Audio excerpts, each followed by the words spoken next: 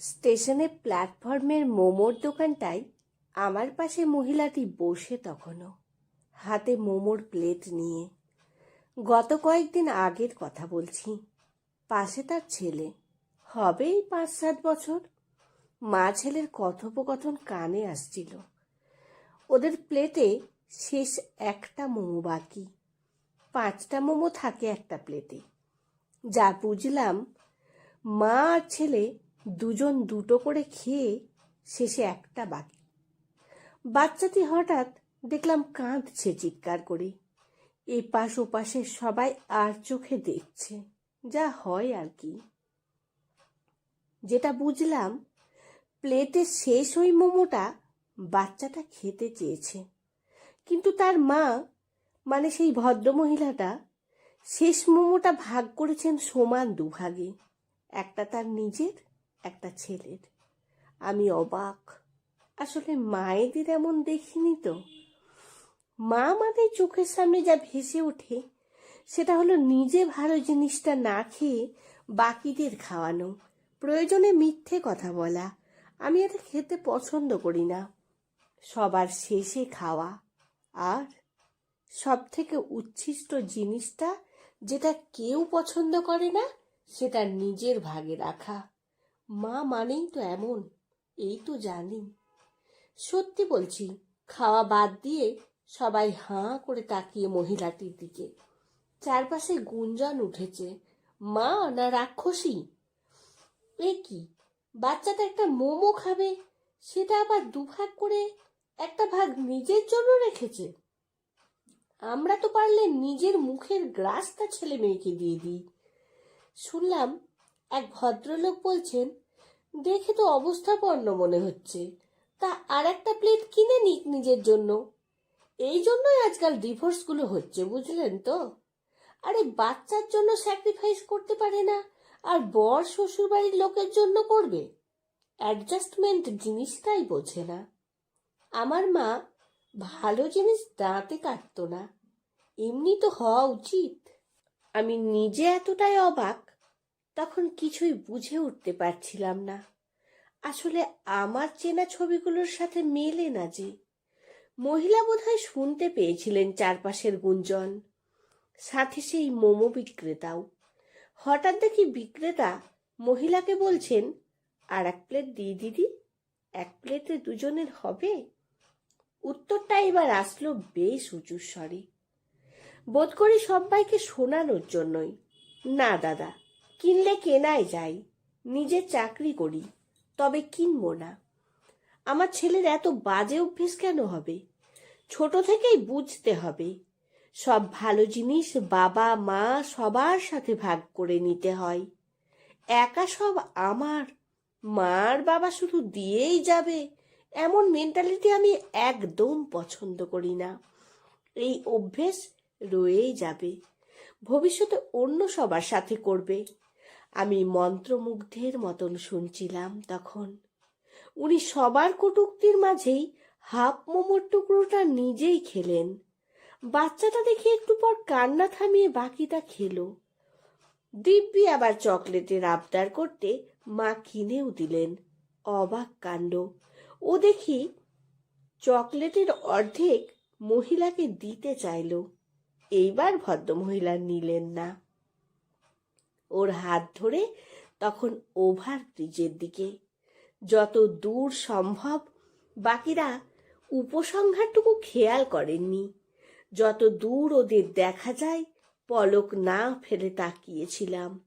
সত্যি তো, মা মানেই স্যাক্রিফাইস, বাবা মানেই টাকা ইনকাম করে আমাদের সকল চাহিদা পূরণ করার যন্ত্র। এই তো শিখে এসেছি এতদিন, দেখে এসেছি এতদিন। কি আশ্চর্য না? মা যখন মাছের ভালো পিসগুলো সবাইকে দিয়ে নিজে লেজটা লুকিয়ে খেয়েছে, আশ্চর্য লাগেনি কোনোদিনই। আমরা ভাবতেই পারি না মহিলা গৃহিণী তার অধিকার বোধ থাকতে পারে। আমরা ভাবতেই পারি না 6 পিস খাসির মাংসে মা আমাকে 3 পিস দিয়ে নিজে 3 পিস নিয়েছে সমান ভাগে। কেন ভাবতে পারি না আমরা? কেন আজ স্টেশনে এই ঘটনাটি সবাই অবাক চোখে চেয়ে দেখল?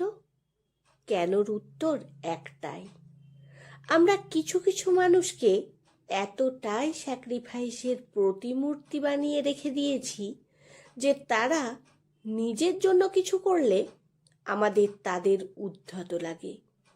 ওই যে মহিলাটির কথায়, মা না রাক্ষসী?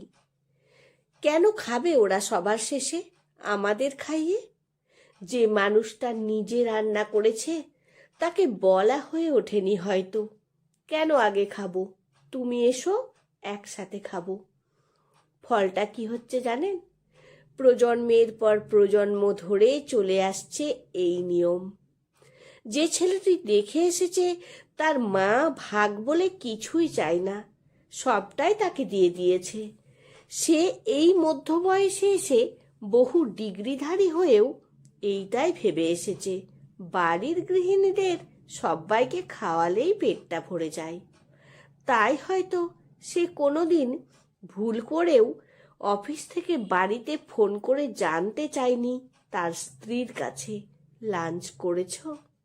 যে মহিলা এতদিন মুখের গ্রাস সবার মুখে তুলে আজ ঘরে এক পুত্রবধূ নিয়ে সংসার করছেন, তিনি যখন দেখছেন তার ছেলের বউ সবাইকে খেতে দিয়ে নয়, স্বামী শ্বশুরের পাশে এক টেবিলে বসে একসাথে ভাত খাচ্ছে, বড্ড চোখে লাগে তার।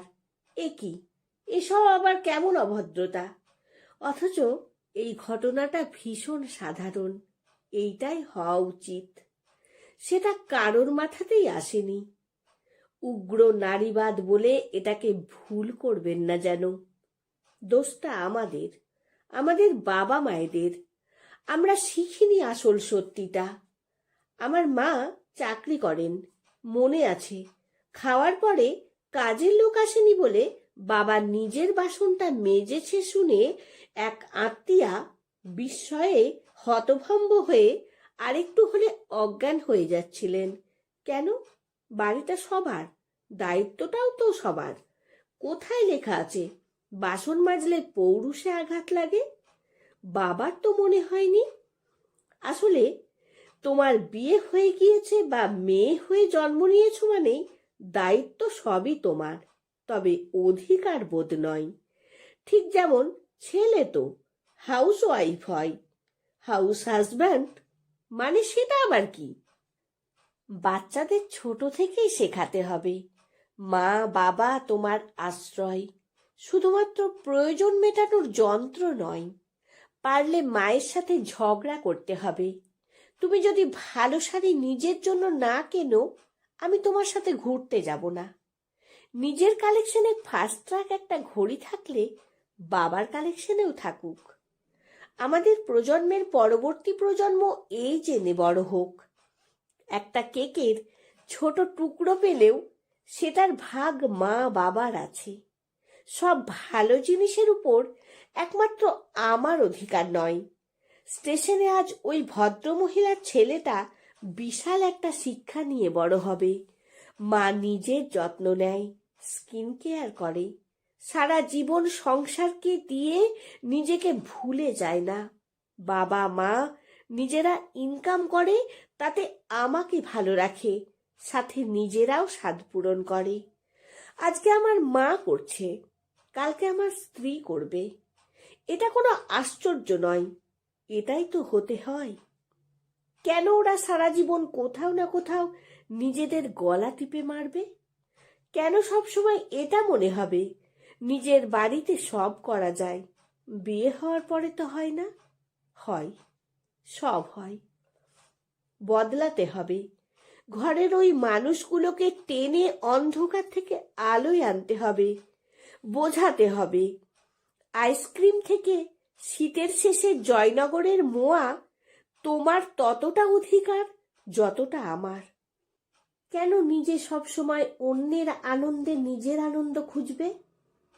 তোমার সামনে আনন্দের প্রচুর উপকরণ, একবার তোমার আনন্দে নিজের আনন্দ খুঁজি। স্যাক্রিফাইস জীবনে লাগে, অ্যাডজাস্টমেন্টটাও ভীষণ দরকারি সত্যি। তবে সেই স্যাক্রিফাইস যেন পায়ের শেকল হয়ে না দাঁড়ায়। জীবনটাকে এতটাই বদলে না দেয়। কয়েক বছর আগের জীবনটা তার পূর্বজন্ম বলে মনে হয়।